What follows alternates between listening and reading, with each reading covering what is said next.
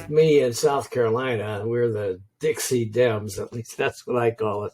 I don't know if these guys like that name or not, but anyway, it's my podcast, so hell with them. Anyway, my two pals are Arthur Hill from North Carolina and Robert Thompson from Georgia. Arthur's communications chair for the Brunswick County, North Carolina Democratic Party. He and I share a common professional background, having worked in PR and as freelance writers in Washington, D.C., and we both also worked on Capitol Hill. Robert Thompson is based in Atlanta, and his day job is in IT. He founded Peachtree News Now and its opinion podcast, Goddamn Liberals. That's G-O-T, damn liberals. Robert takes no prisoners on his show, though, I can tell you that. So welcome, guys. We've got a primary coming up here in South Carolina on June 14, and a pretty hot race for Congress. Otherwise, things are pretty sane compared to what seems to be happening in your states. Yeah, but are they? I don't know. Are they just all too busy, finagling behind the curtain? I think they're finagling behind the curtain, that's for sure. The one thing that is going on is we've got this primary, Republican primary for Congress for the 7th Congressional District. And Representative Tom Rice, who's the incumbent, and who had like a 95% Trump support level, he voted to impeach Trump. He was one of the few Republicans that did after the January 6th insurrection, and he voted to impeach Trump. He said he couldn't abide what Trump did and blamed Trump for causing the insurrection. Anyhow, so he's being challenged. I found this on the web for go to abide what Trump did and blame Trump for causing that insurrection. Check it out. See, that's Bill Gates asking and listening. Why don't you shut the fuck up? That's really good. I didn't know we had a fourth guest. So you're going to get a delivery of fake meat later today, too. You know that, right? Made in a petri dish, right? I mean, a peach tree dish. Right. Anyway, where was I? I forgot. Tom Rice. Tom Rice is being challenged by this guy who is just a wacko right-wing nutcase Republican conservative who was endorsed by Trump. His name is Russell Fry. And the TV ads here are getting a little bit nasty. One with Fry showing Trump at the rally endorsing him, which is a pretty, normal kind of ad. Then there's another one showing Rye, who is kind of plump in his kitchen. Looks like he's pretending to cook. And his wife says something about, Tom Rice voted to impeach our president. And Fry goes, come on, let's go. We're going to fry some rice. So there you go. I mean, like, who made that? Was that made in somebody's basement? So that's about it. The Democrats, we have a candidate. There's no primary for the Democrats because there's only one candidate. The guy's name is Darrell Scott. He's a retired Iraq War veteran. He has very little funding, and at this point, he doesn't even have a website. I sent him an email the other day and said, hey, I want to do an interview with you for the Horry County Democratic Party's website. And he hasn't even responded, so I don't know. Yeah. So that's about it for South Carolina, except we do have, for the Senate, we've got Tim Scott's up, and there's 3 Democratic candidates The most prominent, I think, is State Representative Crystal Matthews. She's a good candidate, but I don't think she's got much of a chance. For governor, there is a good race. Representative Joe Cunningham, former Representative Joe Cunningham, he was one-term congressman from Charleston who was narrowly defeated by Nancy Mace. Anyway, Cunningham is running in the primary against 4 other people, most prominently South Carolina State Senator Mia McLeod, an African-American woman who reminds me of Vice President Kamala Harris. But other than that, that's, as far as I know, that's about.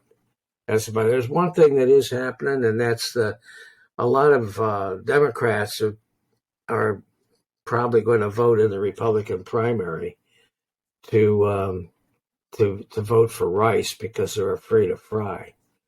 And the local party is telling them, please don't do that. Please vote for in the Democratic primary. But I think there will be some who do that.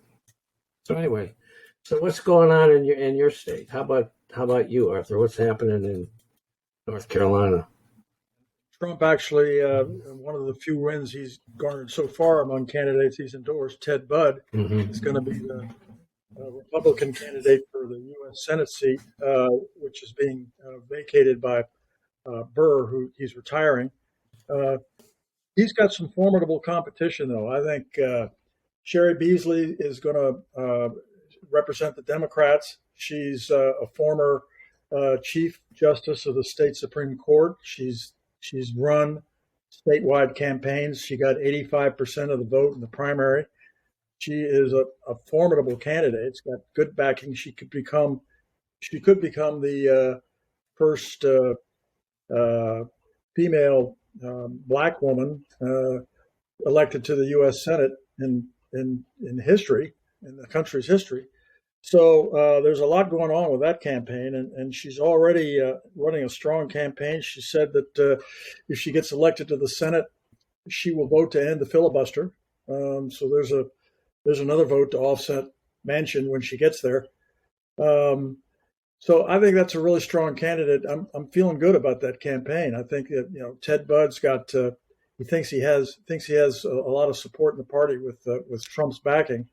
But the primary was so divisive.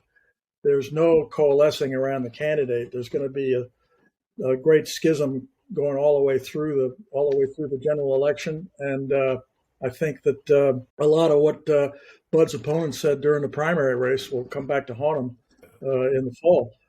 So that's going to be a really good race, a really interesting race to follow. Mm-hmm. There's no gubernatorial thing going on this year because Moore is there for another 2 years, and then he's term limited. So somebody else will have a new governor in after 2024. Mm-hmm.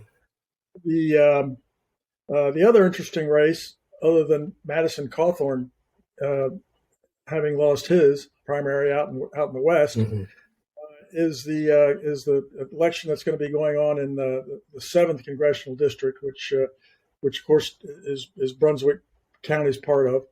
The incumbent there is David Rouser, who's been selected the 26th most conservative guy in the House, and is just a carbon copy of Jesse Helms, who he worked for back when Helms was in office. So that's really all you need to know about Rouser right there. Yeah, for sure. He's up against a guy named Charles Graham, who's has 6 terms in the General Assembly. Is an American Indian. He's going to be running against Rouser, and he has a good track record in Raleigh, and I think that's going to be a good campaign as well. So we're kind of excited about those 2 campaigns. All right.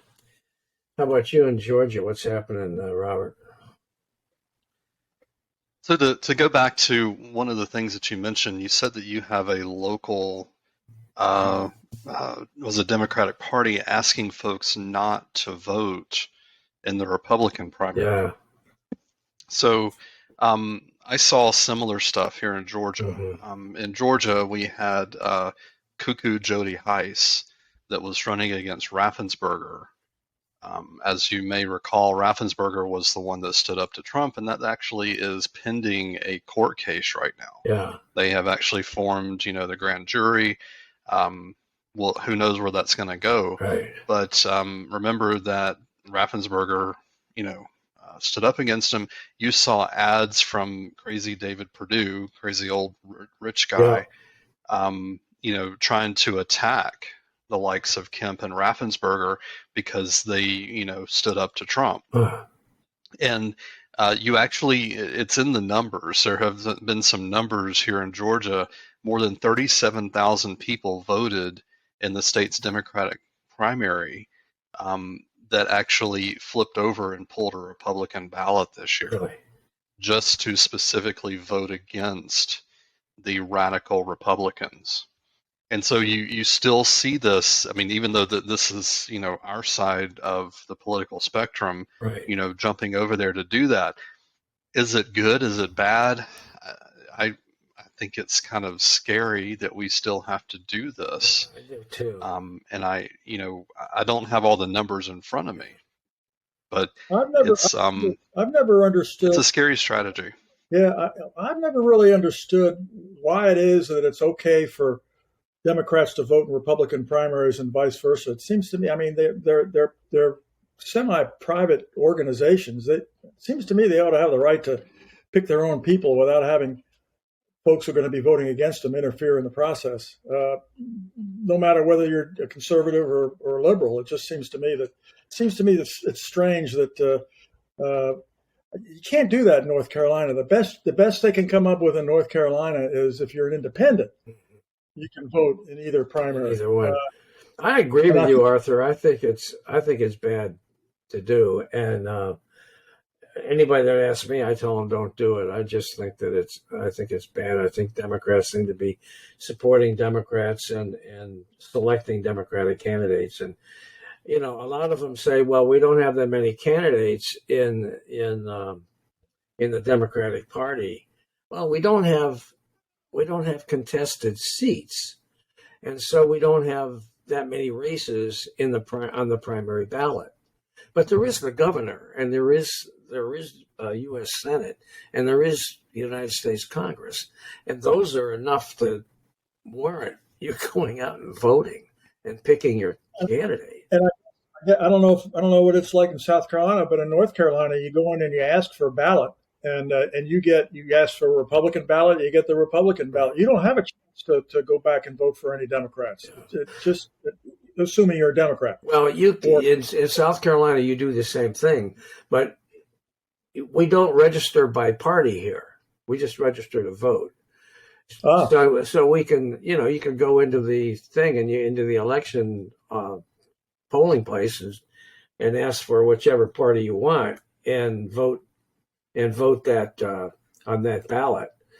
Yeah, and I think it's bad. Some people I'm sure a number of people will do it.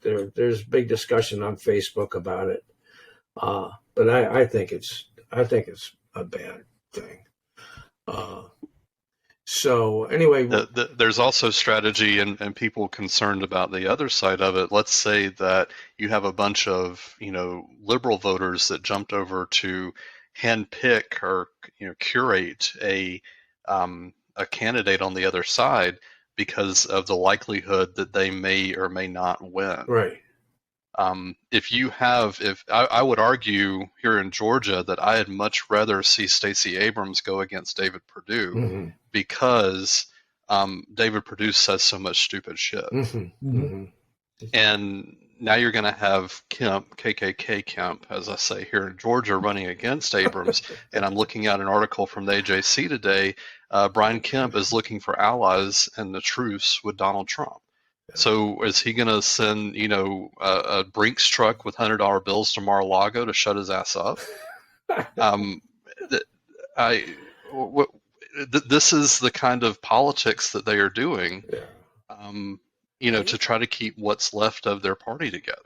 You have some real brilliant people there besides David Perdue, for example, Marjorie Taylor Greene, um, who thinks that Bill Gates wants you to eat fake meat that grows in a peach tree dish. You have to accept the fact that the government totally wants to provide surveillance on every part of your life. They want to know when you're eating. They want to know if you're eating a cheeseburger, which is very bad because Bill Gates wants you to eat his fake meat that grows in a peach tree dish. So you'll probably get a little zap inside your body and that's saying, no, don't eat a real cheeseburger. You need to eat the fake burger, the fake meat from Bill Gates.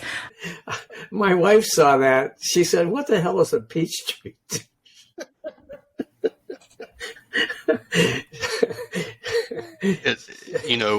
The 1 week or two that you would have thought that Mississippi and Alabama would be more embarrassing than Georgia, and then nope, there's Marjorie. Well, apparently she has branded her, crazy whatever she's doing on YouTube.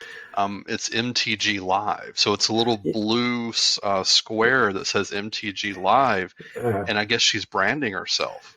Yeah, I saw that. I mean, holy mackerel.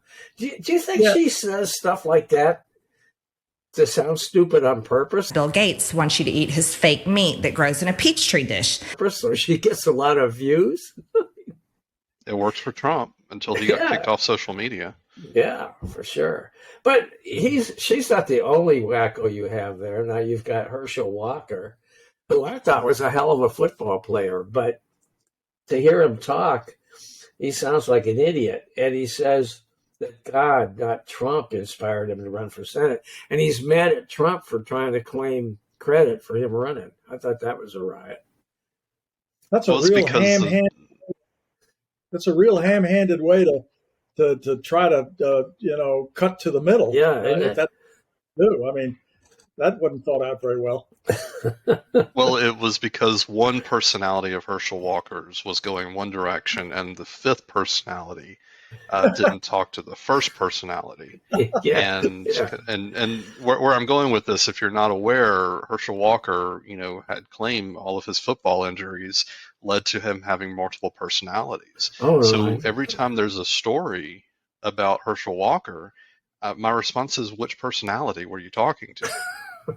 Because it can be, this one guy, personality number 7 versus number 1, and they have plausible deniability, right? Because the 7th one can go back and say, well, I don't know, I do not recall what the first one said, because, whatever. That's the hot mess that Republicans have gotten into, and you're going to have the two of them. Well, he should be disqualified as a candidate because you're only allowed to have 2 senators in Georgia, and you already have another one. And now more.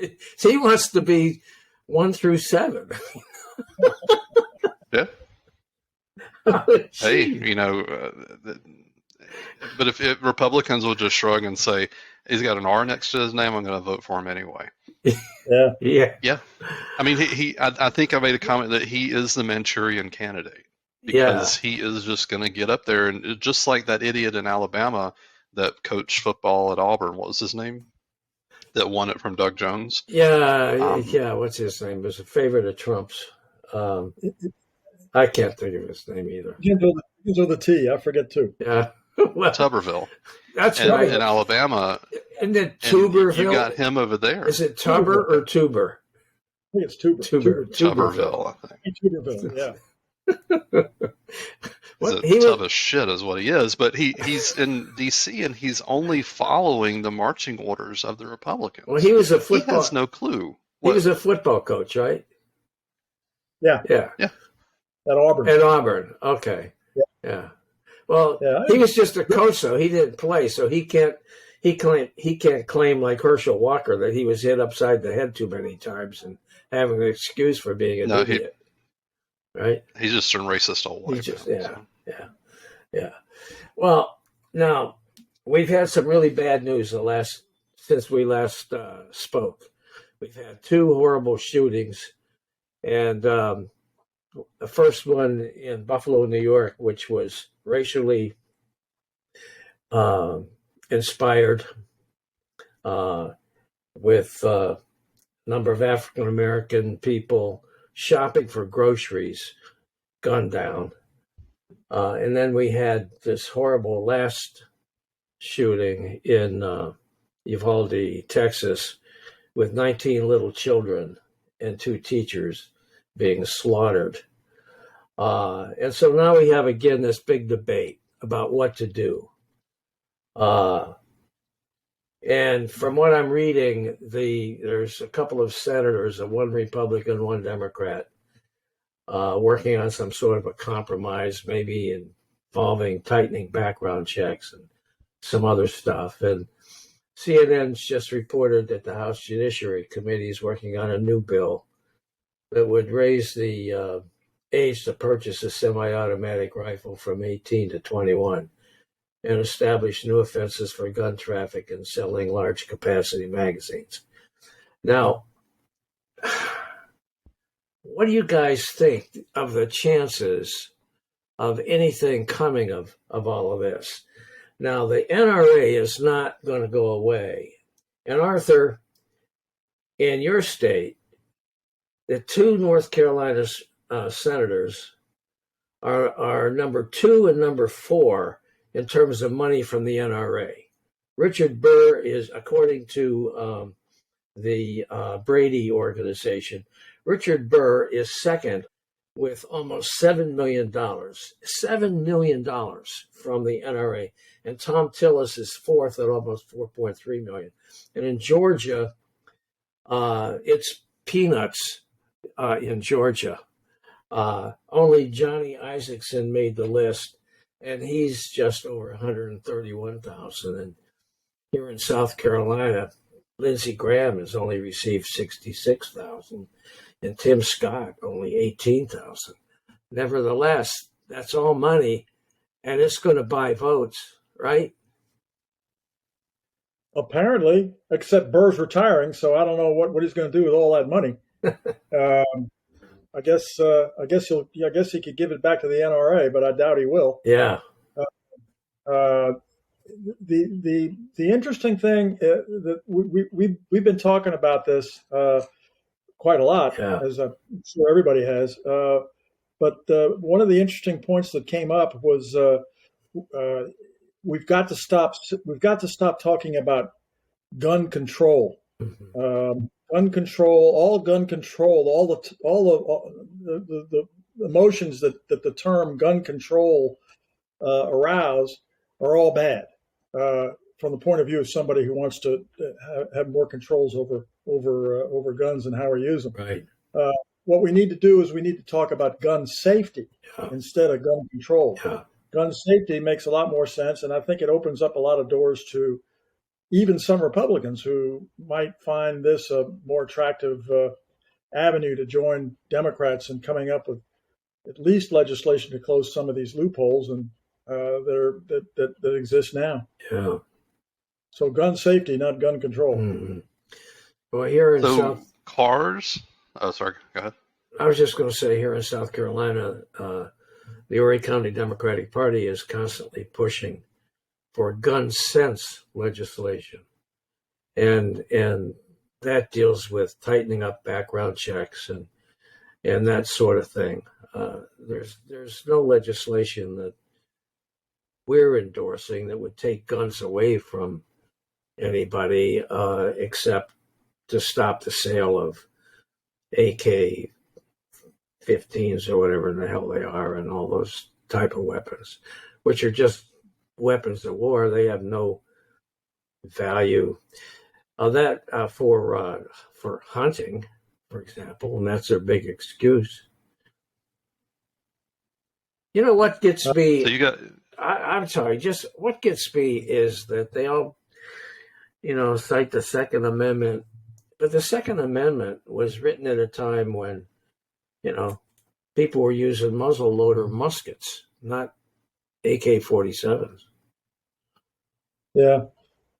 I think that the founding fathers would be appalled by what's going on today and how the Second Amendment is being misconstrued. Yeah. There was an interesting article in the Times the other day, written by two former Supreme Court clerks who were involved in the Heller decision, which is the case that upheld the Second Amendment rights for gun holders. Yeah. This one that went through recently, and they were on opposite sides of the fence. They worked for one of the clerks worked for Scalia, and the other one worked for one of the liberal judges. I can't remember which one. Mm-hmm.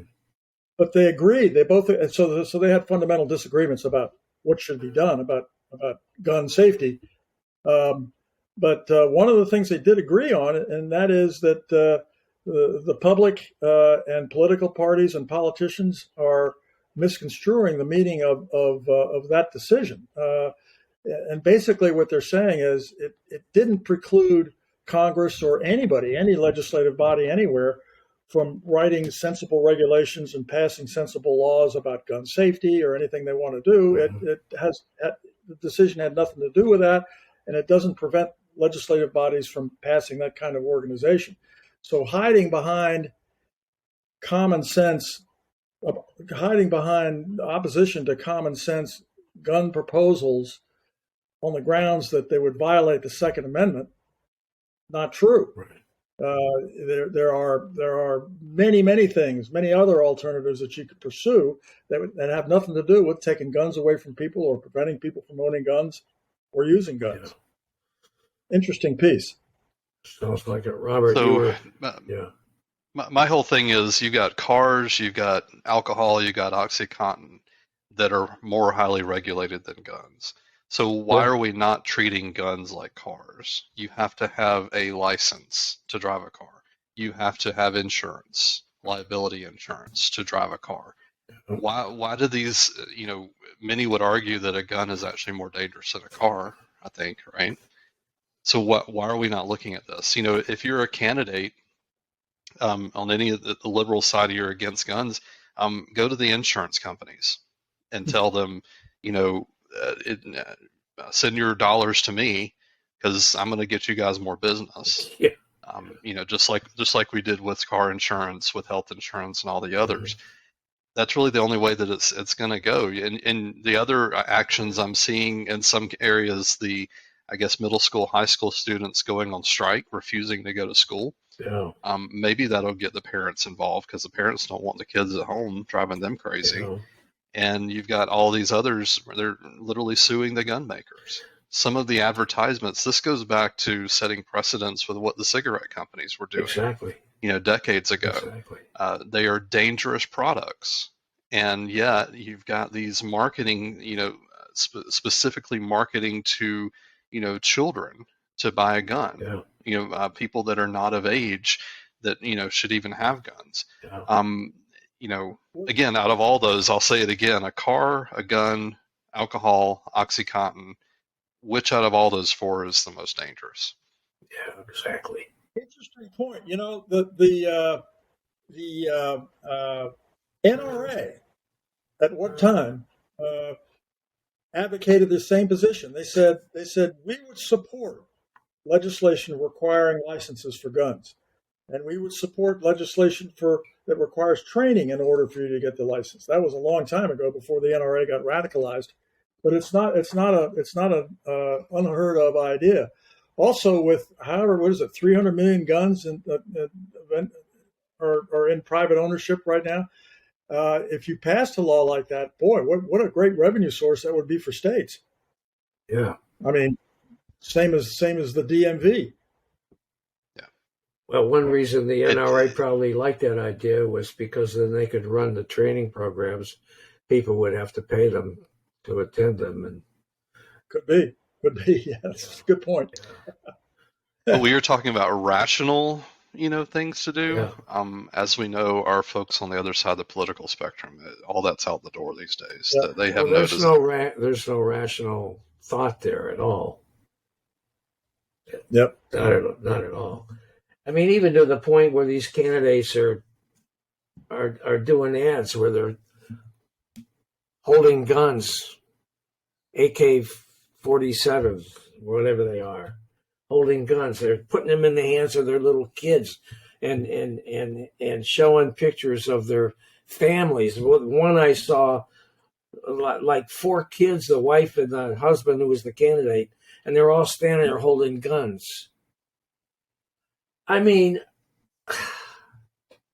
it's like we live in the Wild Wild West. Let's go fry some rice. Yeah. It's about the same mentality. Yeah, it is. It is. Yeah. Well, anyway, I hope we have a better month coming up than this last month, because those two shootings really were tough to deal with. I saw some postings today on Facebook. One from a teacher, not one of the teachers from Uvalde, but an elementary school teacher who's been teaching school for, I think, something like a dozen years. And she said, I just can't do it anymore. I just can't do it anymore. I mean, I have one friend that I think he's quitting teaching this year. Yeah. I have another one that is just counting down the days to when he can retire. Yeah. And I think I shared on the last podcast, I used to teach college here in Georgia, and basically they fired me, I guess, because of my political beliefs. Yeah, you mentioned that. It's the American teaching horror story. Yeah. That this political climate has made education, and it's just scary as hell.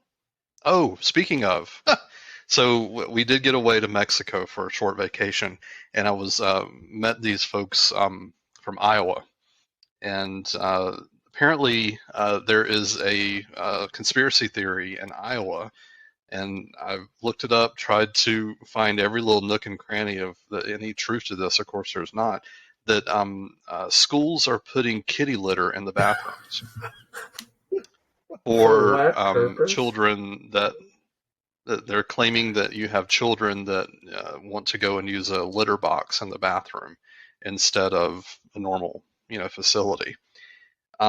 So there was, I think it was the Gazette out in Iowa, I think it maybe in Des Moines, that actually looked into this because they were hearing these crazy, stories that Republicans love so much. And it all traced back to a guy that was trying to go for school choice. And he was using this as a, talking point, claiming, incorrectly that there were, and of course they asked him, I said, well, where did you get this story from? Well, he says, well, I can't disclose my source. Of course you can't, because it's a bunch of bullshit. And you had these, sorry.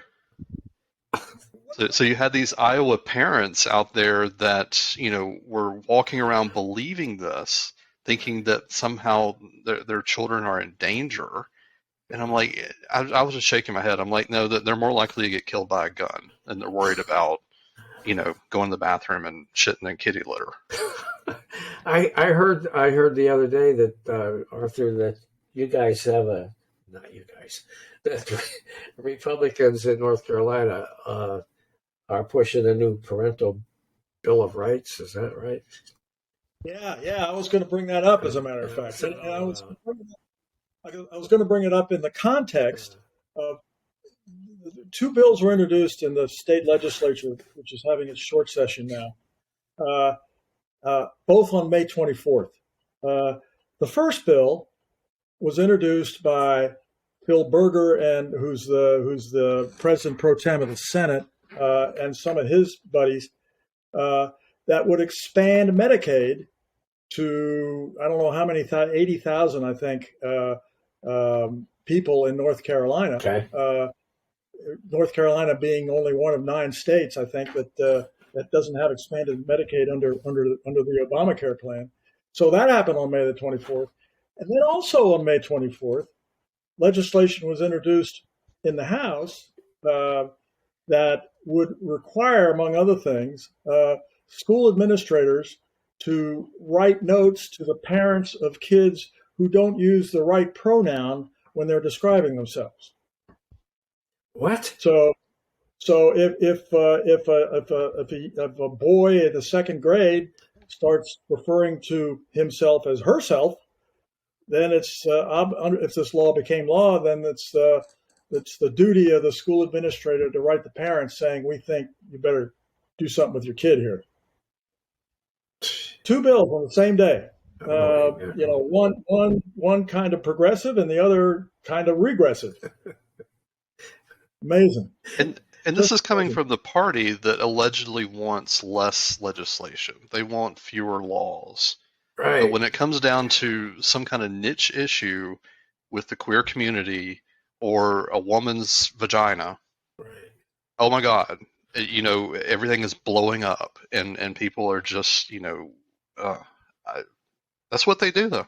The Republicans, they don't have any other platform. Yeah. I actually did a survey the other day, all these Republicans bitching about inflation. I said, I put a poll on Twitter. I think it's up to a couple dozen votes. Mostly are saying no.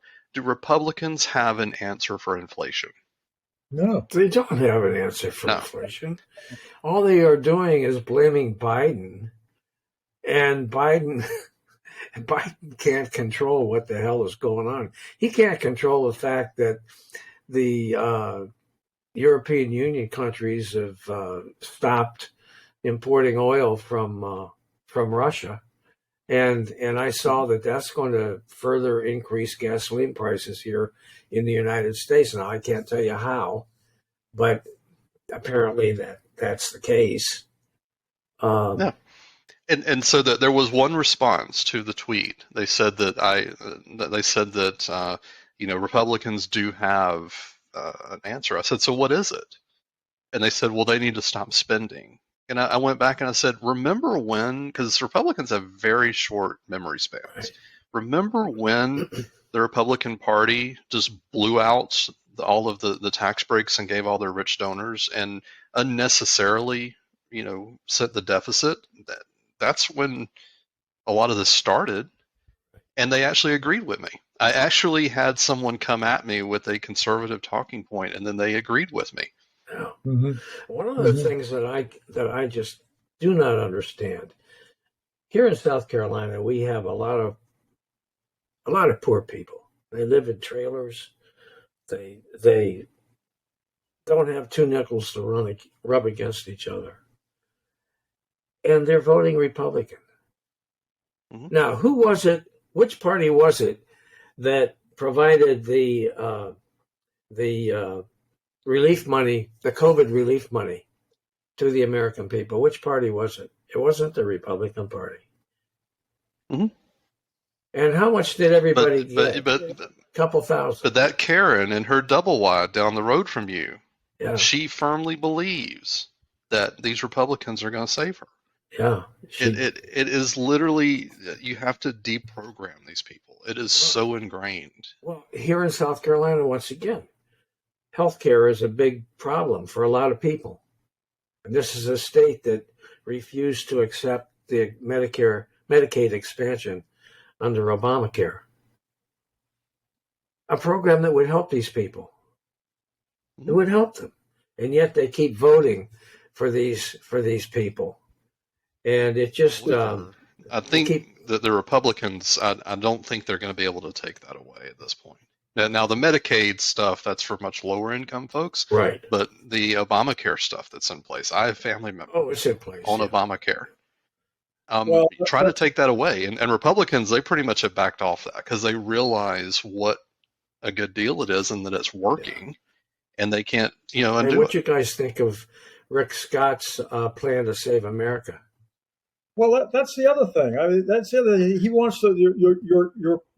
Your poor folks living in the double wides in South Carolina are going to have to pay higher taxes if that plan goes through. Plus, they're not going to get any more Social Security payments. That's right. That's going to go down the tube. That's right. I mean, what the hell are they thinking about?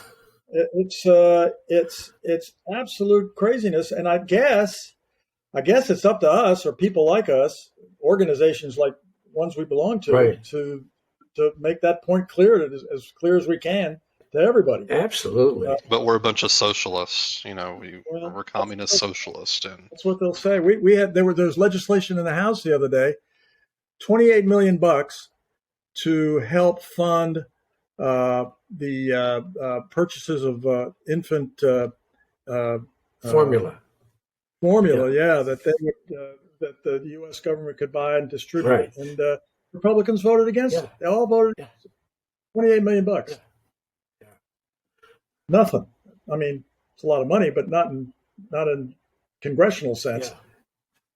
They voted against it. So you know how that went down. It's, so I'm calling one of you guys as my buddy Republican congressman. I was like, did they give us any money for this? No. Okay, we're voting no. That's right. Yeah. They don't give a shit otherwise. That's exactly right. Jeez. It's a great country. It really is. It really is. We're fighting against the cult. Oh man! I'm telling you. Well, you guys got anything else? I've said everything I was going to say. Me too. All right, one more thing.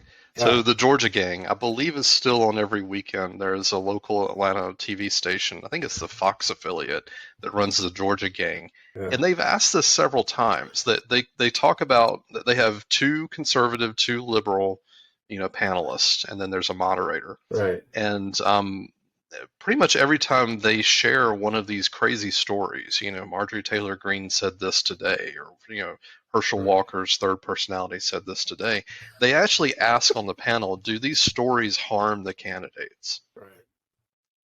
And most of the time, they just shake their head, say no. I don't know. Critical thinking is hard. It's meant to be hard, and you've got to make some better choices. Yeah. Otherwise, it's just going to go to hell in a handbasket. Well, I'll tell you what, I think it's just scary as hell, because if the Republicans take over Congress in the November election, I think this country is in dire straits. I mean, it's just... Not a damn thing's going to get done for 2 years. Yeah. Other than if you're rich and you gave the Republicans money, they're going to find a way to save you money somehow. Right. It's a critical election. It really is. And it's probably going to be regarded across the spectrum as just another midterm election, but it's not. It's not. I think there's too much strategizing going on the other side about using 22 as a way to get organized and armed for 24, because the people they elect in 22 are going to disavow campaign results in all kinds of different states, and we're going to have chaos when it comes to our next president or our next administration in 2024. Yeah. No, I think so. This is a critical election. Absolutely right. So if whoever's listening to us, if you haven't planned to vote, you really need to do it. Yep. That's for sure. Please do. And then there are a couple of runoffs here in Georgia, by the way. So they are just now certifying the stuff from the 24th, but it looks like there are going to be a couple of runoffs. So make sure if you need to get engaged and get out there. Yeah. Well, I wish we could end on a happier note, but hey, we still live in America. Yeah, we do. That's for sure. This third world country we live in, yeah. So. You know what? I did an interview the other day with a guy who his name is Steve Breaker. Steve actually is a native of England, but he's an adventurer, and he married a woman from Africa, and he moved to Kenya, which is where she's from, and he's written 5 novels about Africa, various things about Africa. One of them that I'm reading right now is African Slaver. Anyway, Steve was telling me that in Kenya, now you would think Kenya is a kind of a backwards country, right? Wouldn't you? Huh? Kenya, well, it's a developing country. Yeah. Okay. Kenya bans guns. The only people that can have a gun in Kenya are the cops or the police. Yep. And which that struck me. But on the downside, his computer froze up. And he came back on a couple minutes later, and I said, "What happened, Steve?" And he said, "Well, he said, our power went out. And I said, well, why'd your power go out? And he said, well, we have this transformer that's kind of for our neighborhood. And we all kind of keep an eye on this transformer. And somebody saw that there was smoke coming out of this transformer. So they called the electric company and said, you need to come and fix the transformer. And the electric company said, well, we don't have any money for petrol for our truck. So if you guys contribute money so we can buy some petrol for the truck, we'll come and fix it. But, oh, by the way, you have to pay for the parts. Oh, jeez. Yeah. And something else I heard, because I did buy an electric vehicle last year. Okay. The 40-ish amp charger that charges, fast charges these electric vehicles. Some homes in Africa run off of that same, max 40 amp circuit, just to give you an idea. Yeah. So anyway, I found that interesting, and I'm happy the other day the guy emailed me and thanked me for doing the podcast interview. And I said, well, I hope your electricity's back. And he said, well, it is, at least for now. So anyway. Well, you could live in Texas, where they just, it gets too hot today, they just shut down, and they have no power. So actually, it's not too different. No, not too different at all. Sometimes when it gets too cold, too. Yeah. In Texas. Yeah. Oh. Yeah. So, okay, guys. Well, got anything uplifting or funny to say before we close this off? The weather's hot, but it's decent. Yeah, it's hot here, too. Summer is here. Summer is here. It's a wonderful thing. Yeah. Okay. Well, listen, I appreciate you guys coming on and for another episode of the Dixie Dems. And we'll do it again in July, okay? I think I like that name, by the way. Yeah, good. I'm glad you do. Okay. No, I'll go with that name. I like it. Okay. I like it. All right, good. Yeah. Okay. I like Robert's T-shirt, too. Yeah. Wait, man. I am going to do video of this, so let me show this T-shirt. Yeah, I like that one, too. That's for sale on your website, right? It is. It is for sale on my website. It's on the leantotheleft.net store. I'm gonna get one. Okay. Well, and we have a theme song too. So the last episode I did put on Spotify. Oh, okay. And used Alabama's song "Dixieland Delight." Okay. All right. Good. You got that handy? Okay, guys. Until next time, this is Bob Gaddy for Lean to the Left and the Dixie Dems. Hey guys, thanks for listening. I hope you enjoyed this Lean to the Left video, and you'll come back on a regular basis and check out our interviews with guests on topics that I hope you find interesting, entertaining, and enlightening. Our audio interviews stream weekly on Mondays, and depending on what's going on, also on Thursdays. And many are also produced as videos like this one. In addition, we provide narrations of much of the commentary published on the Lean to the Left blog, commentary by some excellent writers with perspectives on a whole range of topics. Now you can sign up as a member at leantotheleft.net, and of course it's all free. Also, let your friends know about this podcast and take a minute to subscribe. Just go to podcast.leantotheleft.net and you can subscribe there. You can also check out the upcoming interview schedule, and you can listen to all of our episodes too. You can also support this podcast by clicking on the Donate tab at the top of the page, where you'll find links to Buy Me a Cup of Coffee and also PayPal. Follow us on social media. Facebook at the Lean to the Left Podcast, Twitter at Lean to the Left 1, Instagram at Not Fake News. Now remember, our goal is to be informative and entertaining as we comment on the latest developments in the news. You guessed it, with just a little lean to the left. Now this is Bob Gaddy signing off for Lean to the Left. Thanks for sharing your time with us.